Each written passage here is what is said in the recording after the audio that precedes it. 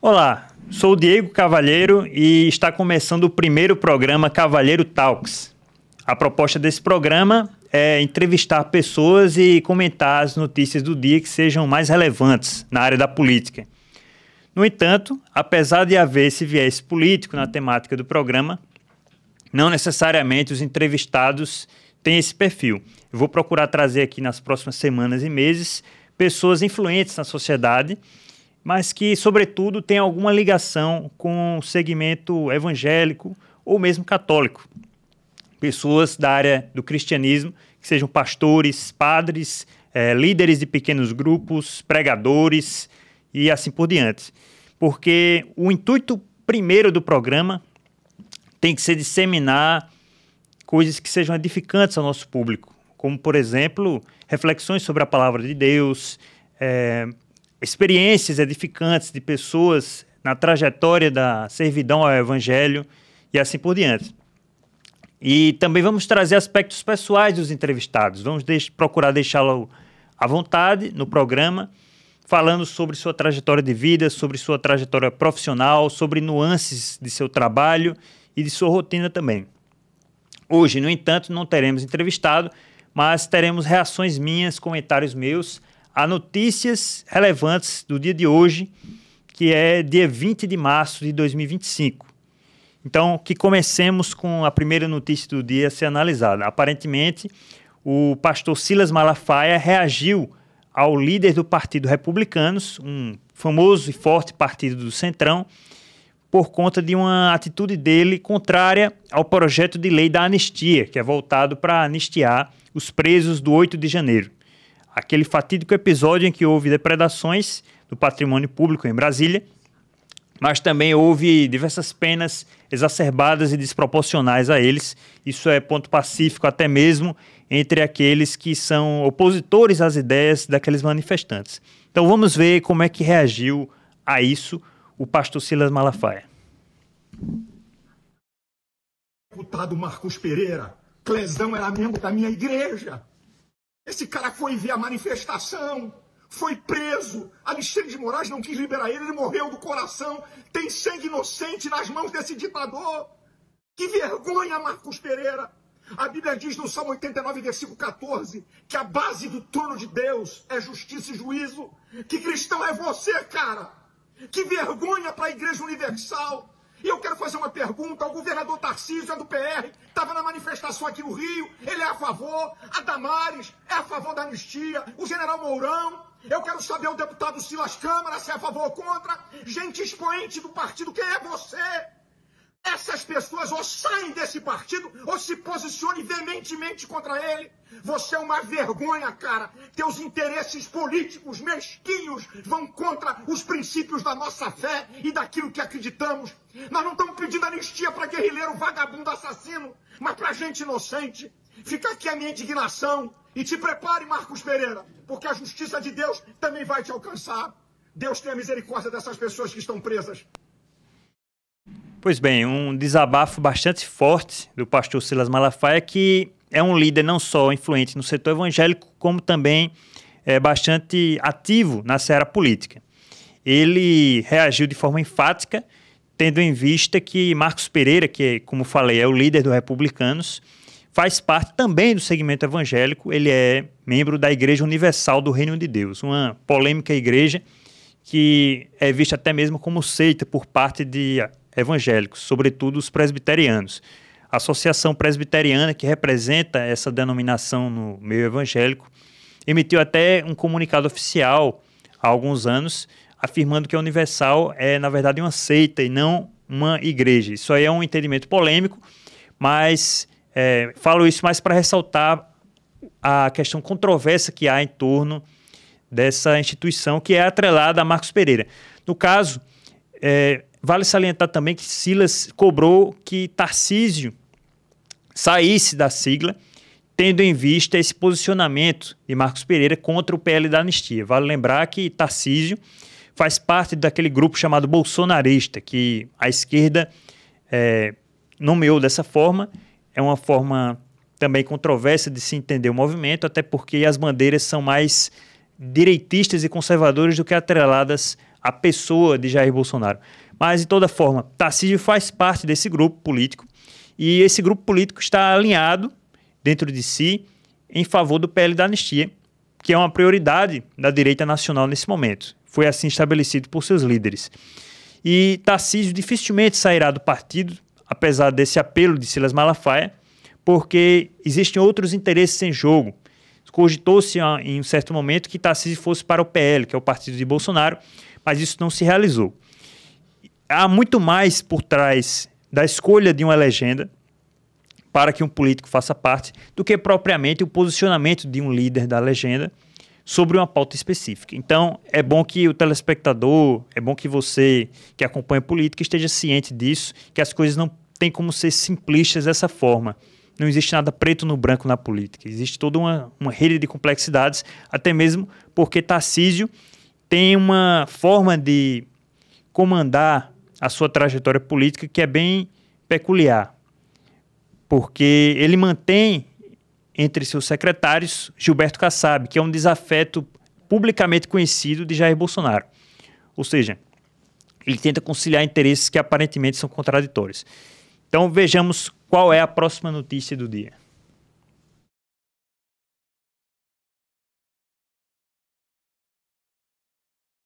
A avaliação negativa do governo federal chegou a 88%, segundo a última pesquisa da Genial Quest sobre o mercado.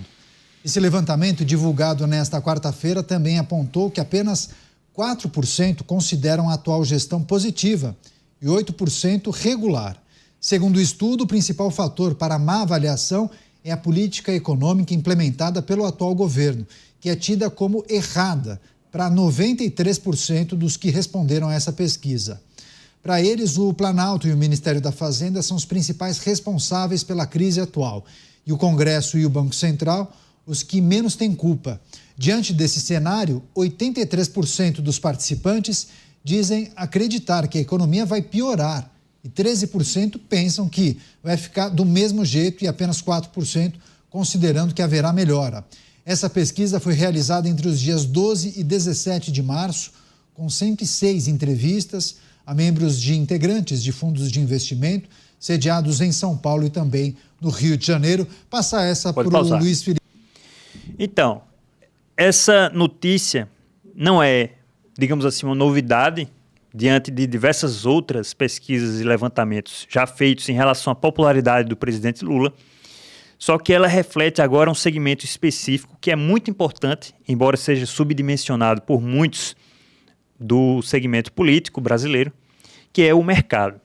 Muita gente não entende que o mercado, na verdade, é um processo espontâneo em que diversos agentes econômicos calculam as decisões mais racionais para maximizar lucro, maximizar rendimento, no caso de operações financeiras, e isso deve ser feito de acordo com o orçamento e a disponibilidade de recursos que cada um desses agentes econômicos possui.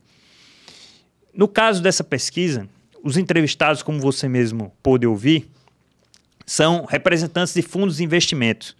Os fundos de investimento são aqueles que agregam capital de terceiros, fazem a gestão dele para exatamente maximizar os retornos financeiros e assim maximizar a sua comissão em cima desses retornos. Quando nós ouvimos que a grande maioria, a maioria esmagadora, desaprova a forma como Lula tem gerido a economia brasileira através de política econômica, nós nos deparamos com uma desilusão desses próprios representantes, por assim dizer, do mercado, tendo em vista que eles apoiaram esse mesmo presidente Lula em 2022. Majoritariamente, eles apontaram Lula, então candidato, como sendo a melhor opção para a economia, sem discutir, sem entrar no mérito moral ou mesmo político. Eles acreditavam que Lula teria uma política econômica semelhante às do primeiro e do segundo mandato, que foram razoavelmente bem vistas. Era outro cenário. O Brasil saía da herança do Plano Real, no governo Fernando Henrique, saía de uma crise cambial que tinha acometido a Ásia e alguns países da América Latina e vinha numa tendência de crescimento após o próprio mercado corrigir as expectativas sobre o que seria o governo Lula. A inflação chegou a 2 dígitos em 2002, à época da campanha presidencial. achando que Lula seria mais de acordo com a sua trajetória sindicalista radical contra o empresariado. Depois que ele divulgou a famosa carta aos brasileiros, dizendo que manteria as políticas econômicas de maneira geral do governo anterior, o mercado corrigiu isso positivamente para a economia nacional. E aí o governo Lula conseguiu preservar um certo crescimento da economia nacional, apesar de ser aquém do que poderia ter sido, caso houvesse reformas econômicas importantes, como a questão da desregulamentação, a questão da diminuição da carga tributária, simplificação para abrir empresa. Tudo isso que ocorreu recentemente no governo Bolsonaro poderia ter sido antecipado, caso o governo Lula não tivesse uma ideologia contrária a esse tipo de funcionamento do mercado. Então, os economistas, analistas de mercado, em 2022, achavam que o governo ia ter essa pegada. Embora o próprio Lula, em vários discursos, tivesse dito o que faria em relação a isso. Ele disse que não respeitaria esses pilares tão importantes de uma economia saudável, que são o ajuste fiscal, que é o equilíbrio das contas públicas. O próprio Lula articulou para derrubar a lei do teto de gastos, antes mesmo de assumir a presidência. Então, tudo isso era transparente para quem queria ver, para quem queria enxergar, sem ter, digamos assim, o asco político de seu opositor, que no caso era Jair Bolsonaro. Muitos membros do mercado à época, por ter horror à figura pessoal e até política ou ideológica de Bolsonaro, acabaram aparentemente tendo o seu poderio de análise, o seu poderio de avaliação do cenário comprometido. E assim ignoraram coisas óbvias e bastante evidentes do que seria o governo Lula. Então, essa pesquisa reforça uma realidade cada vez mais preocupante para quem faz parte do governo Lula, porque não tem popularidade e não tem mais o respaldo daqueles que antes o respaldavam, que eram os integrantes mais influentes do mercado. Próxima notícia. A oposição conseguiu impor uma derrota ao governo e conquistou o comando de mais comissões na Câmara. O PL de Jair Bolsonaro ficou com a presidência de 5 colegiados, enquanto a federação do PT vai liderar apenas 4. A sigla liberal, que tem maior bancada na Casa Baixa, teve prioridade na escolha e ficará com as comissões de Relações Exteriores e Defesa Nacional, Saúde, Agricultura, Segurança Pública e Turismo. Já os aliados do Planalto ficaram com os colegiados da Cultura, Direitos Humanos, Fiscalização e Controle e também Finanças e Tributação. Outras comissões como Constituição e Justiça, Educação, Ciência e Tecnologia e Comunicação serão comandados por partidos do Centrão, como PP, Republicanos e União Brasil, que já sinalizaram um desembarque do governo e podem, inclusive, criar muitas complicações a pautas governistas. Começar essa com nota... Então, eu ressaltaria 2 coisas muito importantes em relação a essa notícia. Na verdade, 3. A primeira delas, por ocasião da eleição para a presidência da Câmara, houve bastante inquietação, exaltação de ânimos por parte de apoiadores de Jair Bolsonaro, após o anúncio do apoio a Hugo Mota, que é atual presidente da Câmara. Isso porque Hugo Mota, como era conhecido por todos, era membro do Centrão desde que começou sua carreira política, enquanto que a direita tinha algumas opções possíveis de candidatos mais alinhados à ideologia, como é o caso do próprio Marcel Van Hatten, um deputado bastante atuante que é favorável a ideias liberais na economia e conservadoras no costume. No entanto, como também era fácil de se prever, Marcel Van Hatten não teria penetração suficiente no Congresso, ou na Câmara, no caso, para conseguir os votos necessários e ser eleito. Por outro lado, nos bastidores, foi acordado com Hugo Mota que ele privilegiasse o partido de Bolsonaro, que no caso é o PL, e até algumas pautas da direita, como é o caso do PL da anistia, serem pautadas brevemente. E, como a gente pôde ver, essa primeira conquista da direita em relação a ocupar comissões importantes dentro da Câmara foi alcançada. Essa conquista reflete que não é de todo ruim fazer-se um acordo entre direita e centro, desde que haja condições favoráveis para ambos os lados. A condição favorável para o Centrão, evidentemente, foi a eleição de Hugo Mota. e a favorável para a direita, até o momento tem sido o comando de comissões importantes e até numericamente superiores às do PT.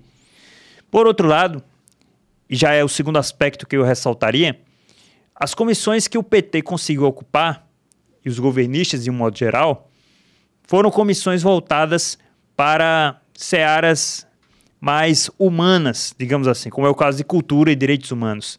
São searas que são tipicamente muito buscadas e alvejadas pelos parlamentares de esquerda, porque eles têm o domínio dessas searas no país. A seara de direitos humanos é capitaneada por muitos que defendem impunidade para bandidos, impunidade para criminosos, de crimes violentos até mesmo.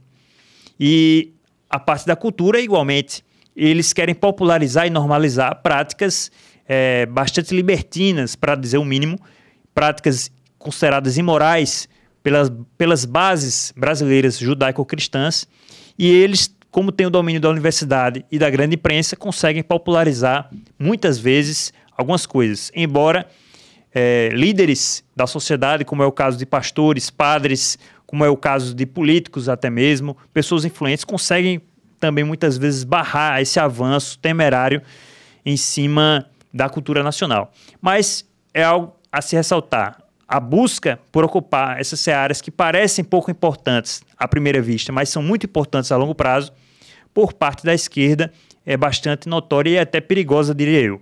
O outro aspecto que eu queria ressaltar é que, enquanto o PL conseguiu 5 comissões e os governistas conseguiram 4, no caso do PT, as outras comissões ficaram com membros do Centrão que têm um viés mais oposicionista atualmente ao governo Lula. Então é algo que acende um alerta amarelo, para não dizer já vermelho, junto com as pesquisas ruins para o governo Lula, que a gente já analisou, e mostra que ele tem perdido até mesmo o domínio do Congresso em espaços importantes. Próxima notícia. A redação da Jovem Pan News, Comitê de Política Monetária do Banco Central, o Copom, confirmou o aumento de 1 ponto percentual na taxa Selic, chegando agora a 14,25% ao ano.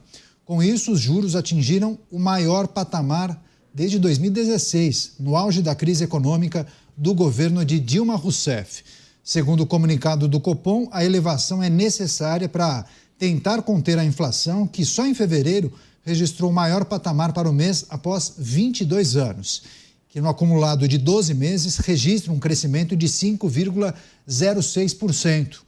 Além disso, a autoridade monetária está em alerta para sinais de desaceleração da economia e crescimento do PIB bem abaixo das expectativas.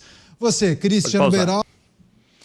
Então, esse aumento da taxa Selic, que é a taxa básica de juros da economia, se dá no momento em que já era esperado que isso ocorresse, embora isso contrarie a narrativa do próprio presidente Lula. Vale lembrar que o atual presidente do Banco Central, Gabriel Galípolo, foi indicado por Lula.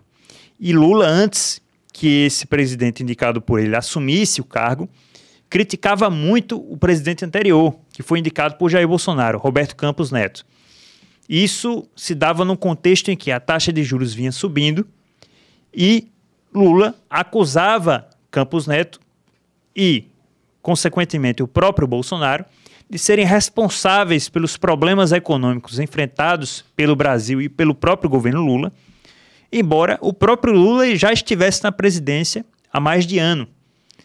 Então, com o próprio presidente de Banco Central, indicado por Lula, assumindo o cargo e fazendo a mesma coisa que o presidente anterior fazia, que o próprio Lula condenava e criticava, fica claro que essas narrativas colocadas pelo presidente petista são facilmente derrubadas pelos fatos, porque não se trata de uma questão de briga ideológica nesse caso.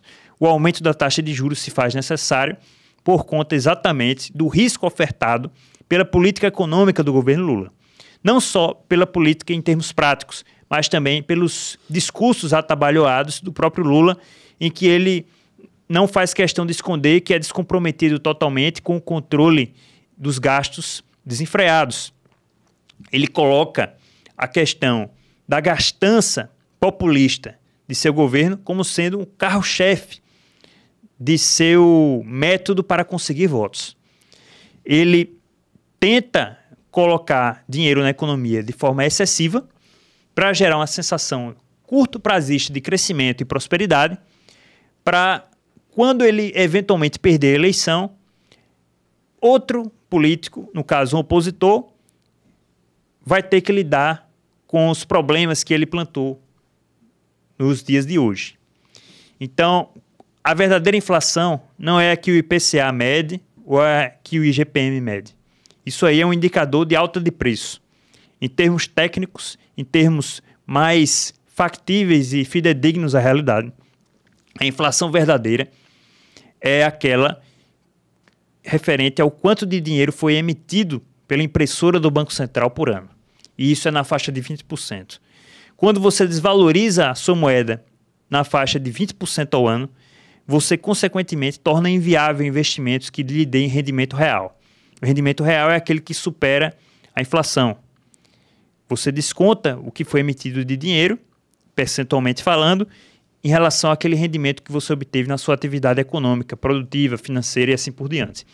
Não existe atividade que dê rendimento na faixa de 20% ao ano no Brasil sem risco. E o risco é um custo que precisa ser equacionado, portanto, faz com que o rendimento esteja abaixo, na ponta da linha, de 20% ao ano. Se essa inflação é tão grande e nós estamos colhendo cerca de 5% de aumento de preço na cesta de produtos avaliada pelo IPCA, significa ainda que a economia brasileira tem crescido o suficiente para impedir que essa inflação estratosférica, astronômica de 20% não seja sentida nas prateleiras. Embora haja controvérsias, porque muitos produtos que não estão nessa cesta são importantes para a economia brasileira, são importantes na rotina do brasileiro, mas não são contabilizados. Então, essa questão do aumento dos juros, primeiro, desfaz a narrativa de Lula em relação a inimigos ideológicos do Banco Central e mostra que o governo Lula cria os próprios problemas ao se descomprometer com a agenda básica de economia saudável. Próxima notícia. Inclusive, viu, Dávila, tem uma informação adicional para a gente colocar nessa discussão. A produção me passou detalhes de uma entrevista que Eduardo Bolsonaro participou no dia de hoje. Inclusive, ele compartilhou algumas reflexões sobre esse momento, dizendo que sim, cogita deixar o cargo de forma definitiva. Essa é uma informação importante, inclusive, para a gente debater com os nossos comentaristas. Eduardo Bolsonaro, deputado federal, então cogitando deixar o cargo de forma definitiva. E aí tem alguns poréns, né? É preciso lembrar que ele não tem cidadania norte-americana. Precisaria pedir asilo ao governo norte-americano, talvez uma solicitação, um pedido de visto de trabalho, enfim, alguns detalhes que a gente precisa ponderar e considerar a partir dessa informação. Dávila? Pode pausar. Esse contexto que envolve o deputado licenciado Eduardo Bolsonaro é bastante importante para o entendimento do brasileiro médio nos dias de hoje. Até porque não é comum que um dos deputados mais votados do país, que já foi o mais votado em termos absolutos, peça afastamento do próprio cargo e fique refugiado em outro país. Isso aí remete até mesmo ao regime militar, embora o contexto agora guarde algumas semelhanças, existe uma piora nos aspectos de liberdade de expressão, nos aspectos de previsibilidade jurídica e assim por diante. Não havia esse nível de perseguição política nem mesmo no regime militar, em diversos aspectos. Não havia a questão da supressão de forma tão absoluta dos direitos daqueles que militam pela liberdade. Havia um conflito entre militares, sobretudo, contra movimentos de esquerda, políticos de esquerda, que queriam, em sua grande parte, uma ditadura mais ferrenha, alinhada ao interesse da União Soviética à época, que derramava dinheiro, derramava patrocínio, orientações de guerrilha sobre esses mesmos movimentos. Então, o que se colocava de narrativa à época era que o regime militar tinha apoio dos Estados Unidos, através do governo americano, e os que lutavam contra esse regime militar eram independentes e queriam a democracia. Isso aí não resiste a um simples estudo básico do que aconteceu na época, e existia sim o ímpeto de movimentos radicais de esquerda em favor da implantação de um regime semelhante ao de Cuba, semelhante ao da União Soviética, em termos de tamanho territorial, era mais semelhante, mais análogo ao que eles queriam para o nosso país. No caso de agora, são parlamentares que nada mais querem do que um processo legítimo em termos de julgamentos, nada mais querem do que o direito à ampla defesa respeitado, nada mais querem do que o direito básico à liberdade de expressão, que faz parte de qualquer democracia que se coloca como verdadeira na prática. E vale lembrar, quando se fala em limites à liberdade de expressão, você já se contradisse, você já desfez a premissa básica do que é a liberdade de expressão. É exatamente estar desapegado às preferências subjetivas de burocratas, de governantes. Se eles conseguem pôr limites ao discurso público, eles conseguem derrubar a liberdade de expressão. É exatamente para resguardar o direito daqueles que são discordantes a você, daqueles que possam criticá-lo ou satirizá-lo. Isso faz parte exatamente da essência da liberdade de expressão. Então, esse pedido de Eduardo Bolsonaro de licença e possivelmente a sua renúncia completa ao cargo é exatamente por conta do risco que há de ele ser preso arbitrário e politicamente caso retorne ao Brasil. É o que ele alega, podendo inclusive ter o passaporte apreendido, já que ele tem sido peça-chave da direita brasileira na articulação com o governo americano para que autoridades que eventualmente tenham praticado crimes e perseguições políticas, atos de censura, atos de descumprimento da jurisdição, sejam punidos. E essas mesmas autoridades aparentemente não estão satisfeitas com a ação de Eduardo Bolsonaro. Por isso esse problema. Próxima notícia. Nós vamos ter que enfrentar a violência, sabendo que nós temos que enfrentar o crime organizado. E não é o Estado sozinho, é o Estado, é o município e é o governo federal, porque a gente não vai permitir que os bandidos tomem conta do nosso país. A gente não vai permitir que a república de ladrão de celular comece a assustar as pessoas na rua desse país. E é por isso que nós estamos apresentando uma PEC da segurança, para que a gente possa, junto com os governadores de estado e com os prefeitos, a gente definitivamente dizer que o Estado é mais forte do que os bandidos, e o lugar de bandido não é na rua assaltando e assustando pessoas e matando pessoas. Pois bem, esse discurso de Lula parece até aquele meme da 23:59 0 hora, que é muito famoso nas redes sociais. Em poucos momentos antes, no caso em 2022 ou 2021, ele falava pelos quatro cantos que ladrões de celular tinham que ser tratados de uma maneira diferente da convencional, já que eles supostamente roubavam celulares para satisfazer necessidades básicas humanas, para satisfazer desejos que fazem parte da cultura brasileira, como é o caso de tomar uma cervejinha, como é o caso de praticar algum lazer, ou mesmo de alimentar famílias. Isso é um mito que foi derrubado diversas vezes pela evidência científica, pela evidência empírica de pesquisas, de enquetes, de entrevistas a presidiários.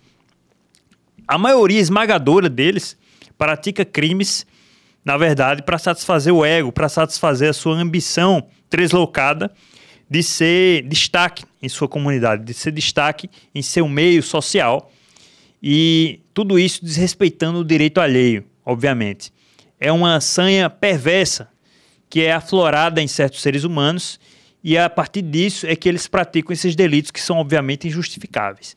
Esse discurso de Lula que a gente acabou de ouvir faz parte do modus operandi de Lula que nós já estamos acostumados.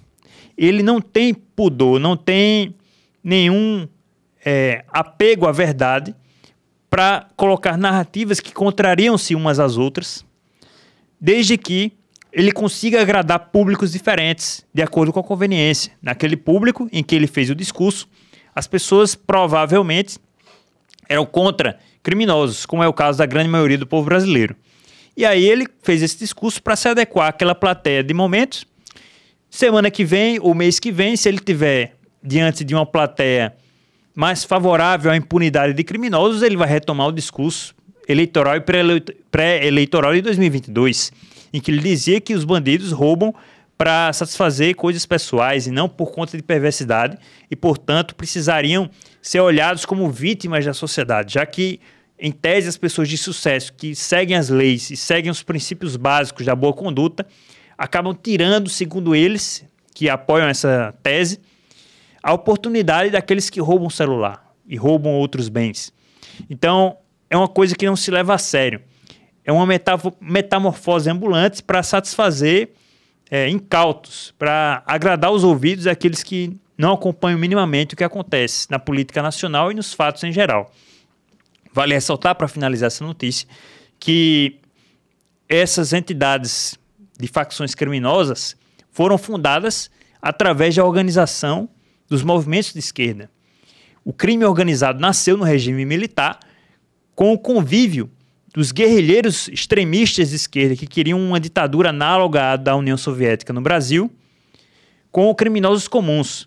Eles ensinaram métodos avançados que foram ensinados pelos cubanos e pelos próprios soviéticos de como praticar crimes de uma maneira cada vez mais organizada, como o próprio nome já diz.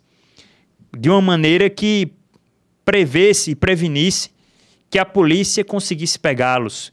Uma maneira que chegava a ter vieses terroristas, de sequestro de pessoas, de criação de bloqueios em vias públicas. Tudo isso foi ensinado pelos guerrilheiros de esquerda nos anos 60 e 70, e através disso surgiu o Comando Vermelho, que não tem esse nome por acaso, é uma filiação ideológica ao comunismo, e aí surgiu também o PCC, com um viés mais empreendedor para o crime, e outras entidades que são até de outros países têm também ligação com o chamado Foro de São Paulo. É o caso das Farc, Forças Armadas Revolucionárias da Colômbia, que fazem parte do tráfico internacional de drogas na América Latina, sobretudo.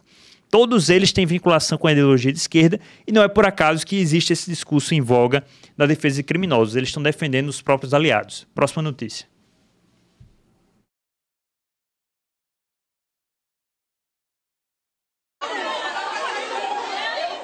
Baixado. Vou dar um tiro lá na sala.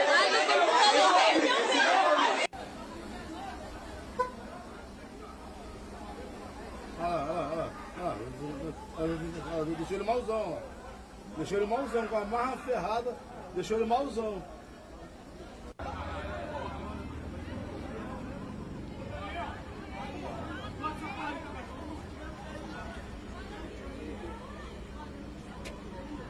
Pode pausar. Então, isso aí é exatamente sobre o que eu comentei na notícia anterior.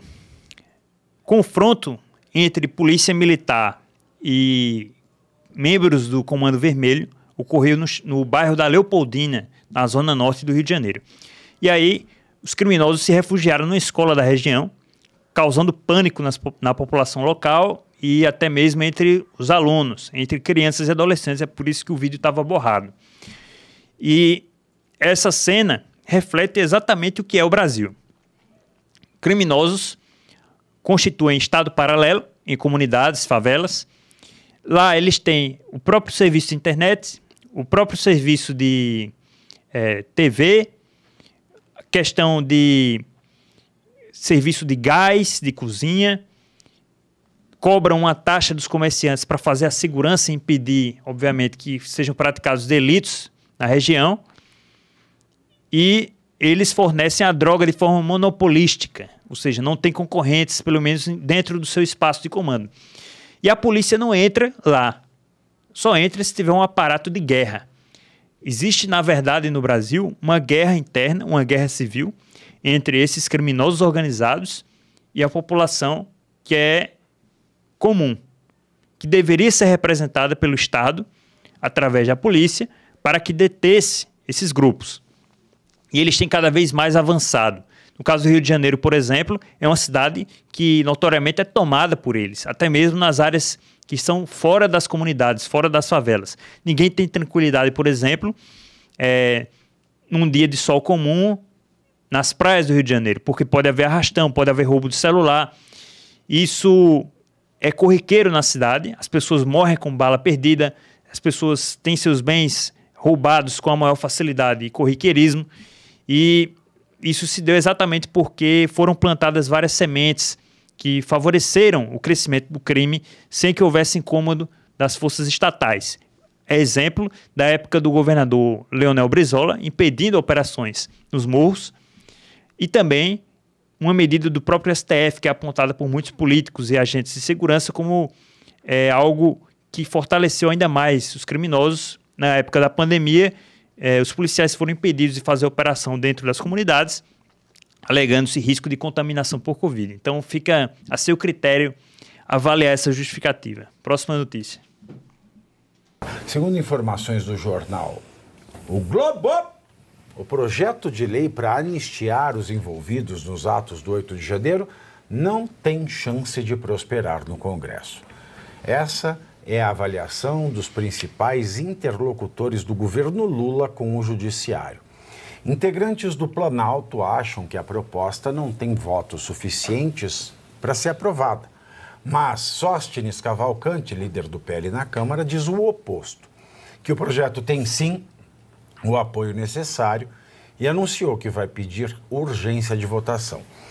Além disso, auxiliares de Lula, que atuam na área jurídica, tipo o Bessias, né? O AGU é um auxiliar de Lula que atua na área jurídica e é o imbecil, afirmam que se a anistia for aprovada no Congresso, será vetada pelo petista. E se o veto for derrubado pelos parlamentares, o PT deve acionar o STF, que não vai permitir a anistia, o que é óbvio. Pode pausar. Então, essa perspectiva apontada pelo jornal O Globo, de que o governo Lula, através de seus apoiadores no Congresso e através até mesmo de instrumentos do próprio Executivo, vai mover esforços para barrar o PL da anistia, não é nenhuma novidade. A questão é que seja isso tratado com normalidade quando se trata da judicialização. Sabendo que, como o próprio apresentador disse, é óbvio, entre aspas, que o STF vai derrubar, caso o veto de Lula, que já é previsto, seja derrubado pelo próprio Congresso. Essa obviedade, tratada com naturalidade, parece ser cada vez mais temerária no Brasil, porque as pessoas estão ficando desacostumadas de como funcionam os três poderes. O Poder Judiciário não pode se posicionar fora dos autos. E essa previsibilidade, no pior sentido possível, do que vai ser a decisão do STF diante de um projeto de lei que já tem precedente no país, que é o caso da anistia dos guerrilheiros comunistas e também dos militares do regime que foi de 64 até 88, é bastante temerária, como eu disse, para dizer o mínimo, já que uma democracia e uma república têm independência entre os poderes. Próxima notícia. Olha que raro, falar do STJ. Adiante Superior até Tribunal o de 1 minuto e 30. Tem nem pós, Cássio com K. Sabe, eu não entendo. Então vamos falar do STJ. Os ministros da primeira turma do STJ decidiram ontem que Jair Bolsonaro não pode ser responsabilizado por meio de ação popular por atacar urnas eletrônicas durante seu governo. O tribunal analisou um pedido para que as declarações de Bolsonaro contra a Justiça Eleitoral fossem declaradas falsas. Os ministros entenderam que as declarações públicas ou opiniões de agentes políticos, desprovidas de efeitos jurídicos vinculativos, não configuram atos ilegais e lesivos passíveis de combate pela via da ação popular. Aprende aí, ô Paulo Gonorreia. Pode pausar. Pois é, essa decisão do STJ vai na contramão da tendência das decisões do próprio STF. Nesse caso, pelo que a gente pôde perceber, a decisão de livrar Jair Bolsonaro de eventuais punições do judiciário por ter criticado urnas eletrônicas e sua segurança vai em linha com o que já era previsto por qualquer técnico jurista sobre o caso. Não tem como você criminalizar a opinião de acordo com as leis brasileiras. Uma opinião é resguardada pelos princípios da liberdade de expressão, a não ser, é claro, que a opinião tem um viés de crime contra a honra, que também é julgado à parte. Você não tem como condenar previamente alguém porque cometeu difamação, calúnia, injúria, por exemplo. A pessoa é julgada com ampla defesa e aí decide-se ou não sobre a condenação.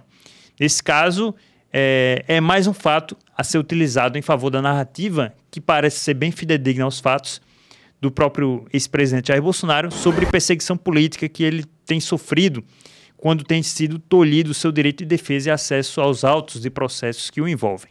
Próxima notícia. Após o presidente da Câmara, Hugo Mota, fazer um discurso ao lado do presidente do Supremo, Luiz Roberto Barroso, com uma completa negação da realidade do país, afirmando que não há censura, nem presos, nem perseguidos políticos e nem exilados, juristas, parlamentares e cidadãos manifestaram sua indignação pelas redes sociais. Muitos questionaram de que país Mota estaria falando e outros lembraram que o discurso foi feito um dia após o deputado jantar com ministros da Suprema Corte. A deputada Bia Kicis ironizou: no Brasil dos 40 anos da redemocratização, a harmonia entre os poderes virou harmonização à base de vinhos caros, lagostas e jantares. Pode pausar. Condição... Pois bem, aparentemente o senhor Hugo Mota, que preside a Câmara, tão elogiado recentemente pela própria direita que o apoiou, assim como também a esquerda o apoiou, vale lembrar, saiu um pouco do que era esperado por alguns para a postura de um líder institucional como é um presidente de Câmara. Porque a negação de fatos tão óbvios e fatos tão evidentes na conjuntura brasileira, que não são rejeitados nem mesmo pela própria esquerda, parece algo fora do tom, para dizer o mínimo. Porque essa negação, eu tenho certeza, que vai de encontro ao que o próprio Hugo Mota acredita. Não é possível ser tão cego para a realidade como parece ser quem faz esse discurso. Porque a questão da violação de direitos básicos é consenso até entre entidades internacionais que avaliam o cenário brasileiro. Ou seja, isso aí foi tão fora da realidade que é impossível não reparar. Mas vale lembrar que é um discurso de aparências, assim como muitas coisas que são praticadas por esses líderes institucionais. Próximo. O senador Eduardo Girão, da Tribuna, chamou a atenção para outro flanco de atuação do Supremo Tribunal Federal na perseguição política, além das prisões arbitrárias e condenações em massa, a cassação de parlamentares da oposição. O senador apontou: o Supremo Tribunal Federal não deixa esse país ter paz. Girão explicou que o Supremo Tribunal Federal cassou o mandato de diversos parlamentares, aplicando a lei de forma retroativa em completa oposição ao bom direito. O senador que... Pois bem, essa decisão a qual o senador Girão se refere é a da cassação de 7 mandatos parlamentares pelo STF, com base numa regra que surgiu depois da eleição de 2022, a chamada regra das sobras eleitorais. A sobra eleitoral é um mecanismo que a lei encontra para saber quais parlamentares serão ocupantes das cadeiras legislativas. E essa regra da sobra tinha um pressuposto antes de 2022, que era o seguinte: o partido tinha que ter no mínimo 80% dos votos referentes ao quociente eleitoral para poder participar da regra da sobra. E aí, depois de 2022, esse pressuposto dos 80% se desfez. Qualquer partido agora pode participar da regra da sobra. Isso, para simplificar e não entrar tanto no mérito do que é essa regra e dos pormenores, fez com que simplesmente 7 deputados federais, coincidentemente de oposição ao governo Lula, perdessem seus mandatos. E aí, outros 7, que sabe-se lá qual será o seu posicionamento no Congresso, agora vão ocupar essas cadeiras. Uma decisão muito polêmica, para dizer o mínimo. Próximo. Vamos movimentar aqui a reportagem da Jovem Pan ao vivo. O ministro Luiz Fux, do Supremo Tribunal Federal, homologou um acordo entre a Procuradoria-Geral da República e o deputado André Janones, em que admite o esquema de rachadinha. A Aline Beckett está de volta, é um instrumento que permite que as partes cheguem a um acordo com a admissão de culpa no caso do parlamentar, mas é um acerto que também ficou bom para ele, né, Aline? Conta pra gente. Pode pausar. Então, o deputado André Janones, que já é conhecido pelas diversas fake news absurdas que propagou, principalmente na ocasião da campanha eleitoral de 2022, agora protagoniza mais um vexame. A questão das rachadinhas, que nada mais são do que crime de peculato, em que o parlamentar usa a verba de gabinete, a verba que paga o salário dos seus assessores, para beneficiar a si mesmo, através de repasses diretos ou indiretos. Ele pega parte do salário, ou o salário todo de alguns assessores para ele, e aí isso é feito através de um repasse, né? O dinheiro não vai diretamente para o deputado, obviamente. Ele vai primeiro para o assessor dá a ele algum presente, ou simplesmente manda o dinheiro para ele, e ele usufrui. É uma maneira de roubar o dinheiro público, porque esse dinheiro, em tese, deveria ir para os assessores. Se ele vai para o deputado, é um desvio da finalidade daquele pagamento. Então, esse chamado crime de rachadinha, que é clássico no meio político, a grande maioria dos parlamentares considera isso normal, basta conviver um pouco em algum parlamento que você vai perceber isso também, mas era muito atrelado a parlamentares de direita, como é o caso de Flávio Bolsonaro. Surgiu essa polêmica há alguns anos, em que ele, como deputado estadual, teria feito esse crime de rachadinha, sendo um dos vários que entraram na lista de movimentações atípicas do COAF, mas apenas ele foi repercutido pela grande imprensa por ter parentesco com Jair Bolsonaro. Com o passar do tempo, a denúncia contra ele foi arquivada. Por outro lado, a denúncia contra André Janones prosperou na justiça e ele próprio assumiu a prática disso. Tanto é que vai devolver mais de R$130 mil num acordo de não persecução. Parece algo que ficou barato, entre aspas. É o que a gente diz também no futebol. Quando um jogador dá uma entrada temerária num adversário, quase fraturando a perna dele, ele leva só um amarelo, a gente diz que ficou barato, porque ele não levou o vermelho. É basicamente o que aconteceu agora e fica de lembrete para aqueles que costumam considerar a rachadinha como algo da direita, mas na verdade é algo do universo político, infelizmente. E na esquerda eles passam o chamado pano, eles são complacentes com isso. Então é isso, eu acho que é isso por hoje. Estamos encerrando o programa Cavaleiro Talks. Deixe o like, siga o canal Cavaleiro Talks e ajude essa iniciativa a prosperar. Muito obrigado.